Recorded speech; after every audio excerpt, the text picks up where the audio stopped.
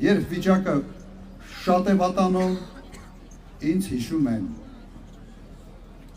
Երբ վիճակը շատ լավ է լինում, ասում են ես Քոչարյանը շատ խիստ է, սաղին աշխատացնում է։ 97 թվական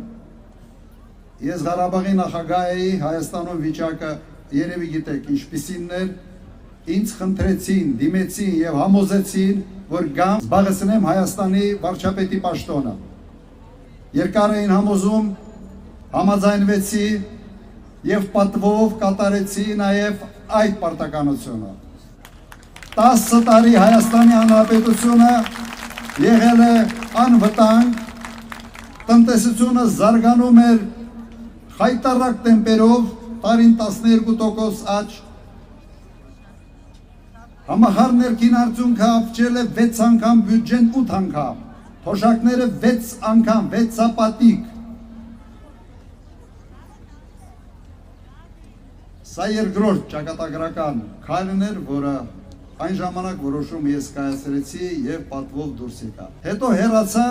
հանգիստ լինելով, որ Արցախը պաշտպանված է, Հայաստանը ճիշտ ուղու վրա է։ Մտքումս չկար, որ կարող եմ վերադառնալ, ցանկություն չունեի զբաղացնել որևէ պաշտոն։ Ասել եմ հերիք է, արել եմ ինչ հնարավոր էր, հիմա ազատ մարդ եմ։ Եկավ 18 թվականը, անկեղծ ասեմ, հնարավոր չէր մի կողմ քաշվել, հնարավոր չէր չզգալ, չնկատել, որ սա բերելու է մեծ ողբերգության, քարուքանդ անելու այն բոլոր ձեռքբերումները, որոնք մենք ունեցանք եւ չսխալվեցի։ Հիմա ոչ թե ինձ են համոզում, որ ես գամ, ես եմ ձեզ համոզում, տվեք այդ լիազորությունները եւ այդ հնարավորությունը երրորդ անգամ անել ամեն ինչ, որ Հայաստանը մնա հայկական, հայերի համար։ Հիմա հենց դրա համար եմ ես կաղնած ձեր առջև,